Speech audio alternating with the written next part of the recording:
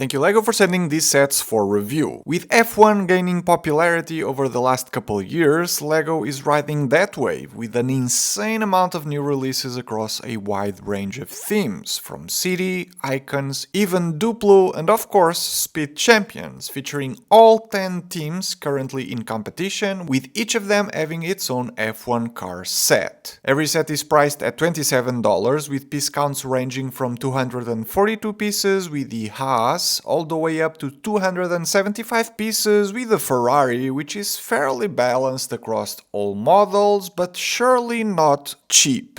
Every set has a ton of stickers, as is usually the case with these, but also a fair amount of printed pieces, with all the tires, rims, nose section and backlight tiles being the ones you'll find in every car. That and the drivers, of course. They're all very plain in the sense that only the torsos are printed, but all feature this new helmet design that is both printed with the team logos and molded with two different materials, usually the main solid color and then a transparent portion for the pilot's visors. Red Bull and Mercedes are my favorite combos for sure. All minifigures also have the standard wrench piece we can use to pop the rims out of the tires, and a hairpiece for when the pilots don't have their helmets on, which reveals an even spread of male and female ones. When it comes to the design of the cars, there's been, at least to me, significant changes comparing these to one of the F1 models from last year, the Aston Martin AMR23. Having both Aston Martins side by side, two of the standout differences are the width of the tires, which are wider on the back and thinner in the front, and then this new element for the front suspension and wheel arches. These new elements provide that extra level of detail that surely will be appreciated by Formula 1 fans. Perhaps feedback that LEGO took to heart after people complained a lot about the same width tires the Ayrton Senna McLaren from Icons had last year. Now getting all 10 boxes in the mail of what seemed to be very similar cars across the board made me incredibly worried about being bored building them all due to repetition. But as is usually the case with Speed Champion sets, all of them were incredible builds with super clever building techniques, and surprisingly enough, all of them had significant differences amongst each other, making the whole experience really great. Detailing every little aspect of every car will surely be too much, so I think I'll just focus on the highlights of each one. The Red Bull Racing was a solid build altogether. Gotta love the dark blue color scheme, and those engine cover pieces are actually printed, which was awesome to see. The driver is one of my favorites of the lineup, and given Red Bull's popularity, this one will probably fly off the shelves. Which should also be the case with the Ferrari. This one had interesting building techniques as well, including the way these slopes are angled on these sides there, or how this small bit is just resting here and held in place by closing car door elements placed sideways. There's a few extra prints here for the Santander rounded bricks and Ferrari logo slopes, and while every other car uses the minifigure black spoon pieces for rear view mirrors, the Ferrari is the only one that features red ones for that purpose. The Mercedes AMG uses these straight slopes for a different approach on the body build of the car, and a Star Wars dark saber blade element above the engine cover section, that like a few others also features printed slopes. My favorite bit about this one, however, is the use of the flag pieces here clipped onto the car to get the sticker right where it needs to be. Out of all cars, the McLaren was the craziest in terms of building techniques. The way some pieces are held in place upside down was refreshing, and these angled sections on this side were very clever.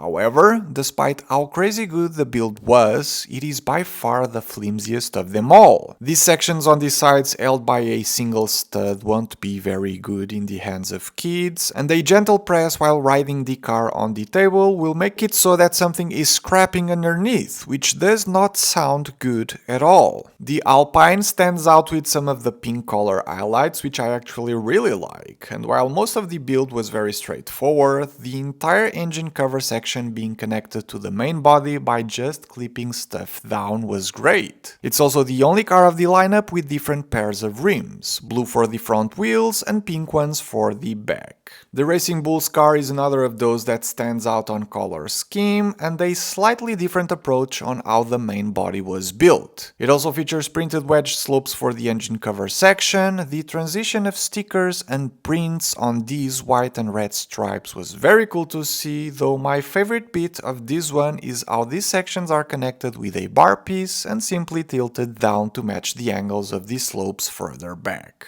The Williams car is the simplest build out of all cars, I'd say, fairly straightforward techniques and shapes all around, and nothing really stood out to me with this particular one. The Yahas is just as simple when it comes to the build, but goes extra hard on sticker placement. When you need to place stickers on 1x1 tiles, you know you're in for a hell of a ride, sticker-wise that is. The Aston Martin also uses that Star Wars Darksaber element above the engine cover and remains almost unchanged from the previous car if it weren't for the different pieces used and a different tail section. And like the previous model, there isn't a color that perfectly captures the actual car's color in the LEGO portfolio, and I'm not 100% sure green is the right choice here either, whereas maybe teal colored pieces would be closer, I'd say. The Kick Sauber is the last of the lot and has a few things to be liked about. The color scheme, while it may seem regular green on screen, is actually bright green, and that much becomes clear if you place it next to the Aston Martin, so great to see some pieces in this color. Besides that, I feel this one's body shape is cleaner than most cars with those slopes flowing down real nice, and most important of all is the car with the least stickers of them all, I think, with only 24.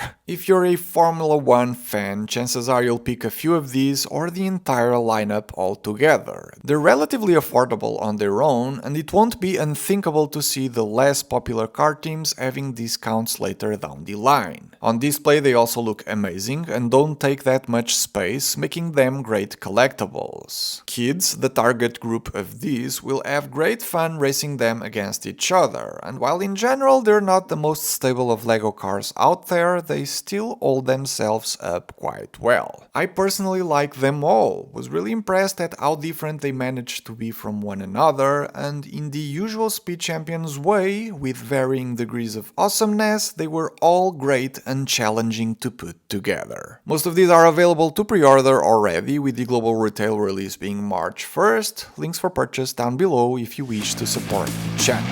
Thanks for watching, and I'll see you all on the next one.